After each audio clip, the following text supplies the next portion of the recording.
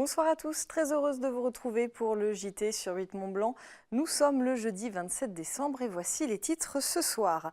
Un portrait pour commencer. Rares sont les agriculteurs à franchir le pas du digital pour valoriser leur activité.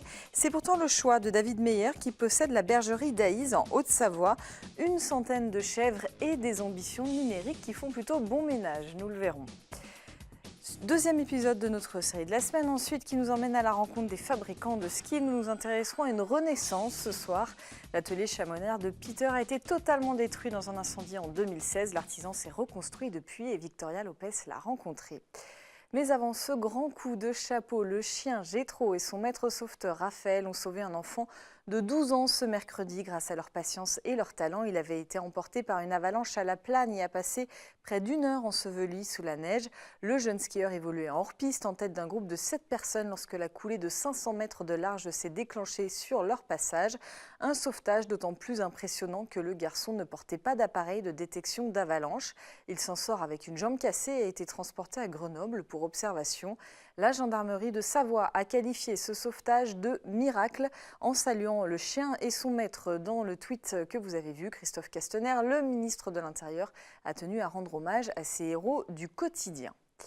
Les inaugurations se suivent en station alors que la saison d'hiver a bel et bien commencé. Exemple, il y a quelques jours à Val d'Isère, la station savoyarde a inauguré une remontée mécanique nouvelle génération. Une télécabine tout confort avec Wi-Fi intégré et siège chauffant. Elle vient remplacer l'ancien télésage de la DAI. Cet événement marque la fin de la deuxième tranche de travaux pour la station. Val d'Isère a en effet lancé un grand plan d'investissement de 10 millions d'euros sur 10 ans avec la Compagnie des Alpes. On écoute le directeur des domaines skiables de la compagnie au micro de Pierre Boucou. Cet investissement fait suite à un autre investissement assez important qu'on a réalisé il y a 2 ans. C'était la télécabine de Solèze. C'est un engagement dans le cadre d'un contrat qu'on a avec la collectivité puisqu'on exerce notre métier dans le cadre d'un contrat de concession, service public. Donc en fait on a un engagement d'investissement avec la collectivité sur un certain nombre d'années et cet investissement fait partie du programme. Donc c'est une autre belle réalisation que cette télécabine de la DAI. Et il y en aura une autre d'ici vraisemblablement 2 ans, le temps que le projet se cale, qui est l'aménagement de la combe du Vallon, un petit peu plus loin dans la vallée au-dessus de Val d'Isère. Restons connectés maintenant avec un agriculteur qui croit au digital pour se développer dans la vallée de l'Arve sur les hauteurs des coteaux d'Aïs. Un jeune producteur tout récemment installé vient de lancer son site d'e-commerce, une première pour le monde agricole savoyard. Il n'hésite pas non plus à partager régulièrement son quotidien et celui de ses brebis sur les réseaux sociaux. Jean-Paul Crespi l'a rencontré, il nous parle de ce choix singulier. Sur le coteau d'Aïs, une jeune exploitation agricole rompt avec la tradition et innove pour se démarquer. Elle vient de créer et de mettre en ligne sa boutique de e-commerce afin d'élargir sa clientèle et de vendre en direct les produits de la ferme. Une démarche volontaire qui se poursuit avec la mise en œuvre d'outils marketing digitaux comme les réseaux sociaux et les applications mobiles. Sur l'exploitation, les 135 brebis laitières vivent paisiblement cette révolution digitale. Le but du e-commerce, c'était surtout de pouvoir proposer à nos clients réguliers qui sont plutôt touristes, de retrouver nos produits directement chez eux partout en France grâce à ce fameux site de e-commerce. Ça reste une exploitation agricole, bien entendu. Comme j'ai coutume de dire, mon métier principal, c'est d'être éleveur de brebis laitières, évidemment.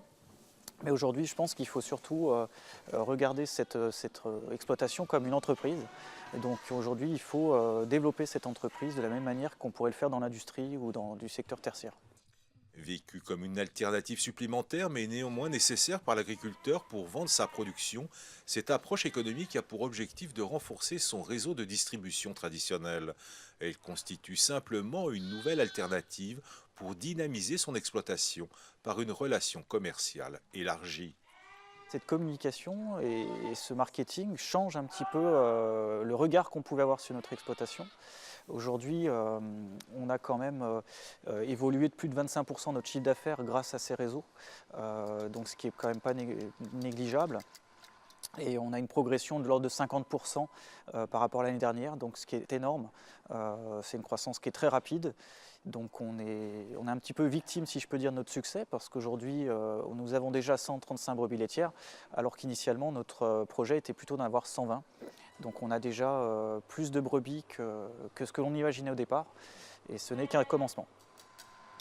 À la bergerie d'Aïs, l'agriculture 2.0 est devenue une réalité. Installé hors cadre familial, David espère que sa démarche commerciale digitale lui apportera une large visibilité, mettant au premier plan son agriculture performante et durable, une véritable start-up de la tradition paysanne. Une idée de balade au grand air maintenant, vous l'avez sans doute constaté, les stations rivalisent d'imagination en cette période de vacances. Pour la 3e année consécutive, Saint-Gervais se fait l'écho de Lyon et de son Festival des Lumières. Depuis hier soir et jusqu'au 1er janvier prochain, 5 structures lumineuses ont ainsi investi le centre-ville de la commune du Pays du Mont-Blanc. Des œuvres éphémères qui permettent aux visiteurs comme aux habitants de se plonger dans l'ambiance du festival de renommée mondiale. Un partenariat important pour la station qui n'imaginerait plus la période des fêtes sans ces installations. On écoute les explications du directeur de l'Office de tourisme et de l'un des artistes. Réaction au micro d'Emmanuel Jaude. Il y a une sélection qui est faite, la direction artistique est confiée à la Fête des Lumières de Lyon, à Jean-François Zuravic. Il y a une proposition qui est faite à la commune de Saint-Gervais et à l'Office du tourisme. Donc on choisit ensemble les installations en fonction de leur éclat, en fonction surtout de leur interactivité. Nous on tient à ce qu'elles soient très interactives. Donc là sur les 5 installations, il y en a 3 qui sont interactives, ce qui permet aux petits comme aux grands d'intervenir sur les jeux de lumière, sur les sons, etc. Donc c'est vrai que c'est d'autant plus captivant quand on peut faire bouger les installations. La différence par rapport à Lyon, je dirais, la principale différence, c'est aussi qu'il y ait moins de monde. Alors on pourrait croire que c'est un désavantage, et pas forcément. C'est vrai qu'à Lyon, c'est un gros événement, il y a beaucoup de gens, donc c'est sur un temps aussi qui est assez court. Donc les gens sont pressés et prennent peut-être un peu moins le temps en fait, de tourner autour de l'installation, de la découvrir. Et c'est l'avantage en tout cas qu'il y a à Saint-Gervais, c'est qu'on peut peut-être plus discuter avec les gens, ils sont peut-être plus ouverts et plus curieux aussi parce qu'ils ont peut-être moins l'habitude de voir des œuvres lumière comme ça dans leur ville. Donc cette curiosité, c'est assez satisfaisant en fait. Suite de notre série de la semaine consacrée aux fabricants de skis, ce mercredi, nous étions partis visiter un atelier en Maurienne. Aujourd'hui, nous vous proposons une nouvelle rencontre du côté de Chamonix. C'est là que Peter, le créateur de la marque Rabbit on the Roof, tente de relancer sa production. Lui aussi est spécialisé dans la fabrication de skis en bois. L'artisan a tout perdu dans l'incendie de son atelier. C'était il y a 2 ans et c'est une rencontre signée Victoria Lopez. Et ici, je vais venir frotter le ski. Un peu comme l'ail sur du pain. C'est l'histoire d'un lapin qui renaît de ses cendres. Californien d'origine, Peter est arrivé en France il y a plus de 30 ans. Il étudie à la Sorbonne, se spécialise en sciences politiques avant de changer complètement de voie. Il se consacre à sa passion, l'artisanat. L'idée de faire des skis était d'abord une idée tout à fait personnelle pour moi. Je travaillais depuis déjà longtemps en région parisienne, à Montreuil. J'avais donc des ateliers et mon atelier de l'époque était un peu particulier. Je faisais du bois cintré à la vapeur et du contreplaqué moulé et du mobilier contemporain pour moi. Et j'avais terriblement envie de faire avec notamment la presse qui est très belle et très performante, une idée créative pour moi, pour satisfaire un peu mes besoins d'expression créative et personnelle. Après Montreuil, Peter se rapproche de sa source d'inspiration, les montagnes. À Chamonix, il installe sa nouvelle fabrique de ski dans un ancien moulin de 1913. En 2016, un drame aurait pu mettre fin à sa créativité.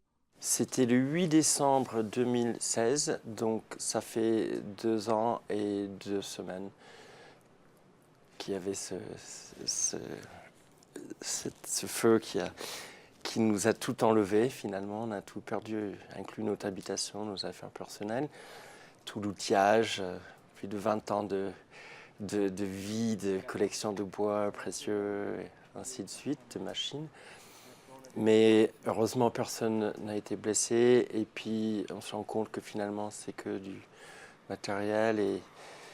Et l'envie de faire des skis est restée intacte. Donc, tout de suite, après l'incendie, grâce au soutien de beaucoup de gens, On avait juste envie de se relever et refaire des skis. Au milieu des cendres et des débris, la passion reprend ainsi le dessus. Aidé par son entourage, par les collectivités et même par certaines entreprises de la vallée, Peter relance petit à petit sa production. Il y a notamment une entreprise à Myrna qui s'appelle Ubersax qui m'a aidé à refaire entièrement les 4 vérins de la presse qui sont la pièce maîtresse de l'atelier de cette machine-là, avec une bonté, une volonté, une technique, un travail vraiment d'orfèvre. Pour retrouver son espace de travail, Peter a dû réinvestir, rechercher les machines et retrouver des essences de bois rares. Chacune de ces paires de skis est unique. Elles sont entièrement conçues par l'artisan. Comme un symbole, Peter utilise pour faire ressortir les nervures du bois des bouts de bois brûlés dans l'incendie de son atelier. Une façon d'accepter le passé pour mieux regarder vers l'avenir. Et demain, pour le 3e et dernier épisode de notre série, nous nous intéresserons à l'histoire des skis Lacroix installés à Albertville. C'est la fin de cette édition. Merci de votre fidélité. Merci à toute l'équipe. On se retrouve demain pour un nouveau JT. Passez une très belle soirée.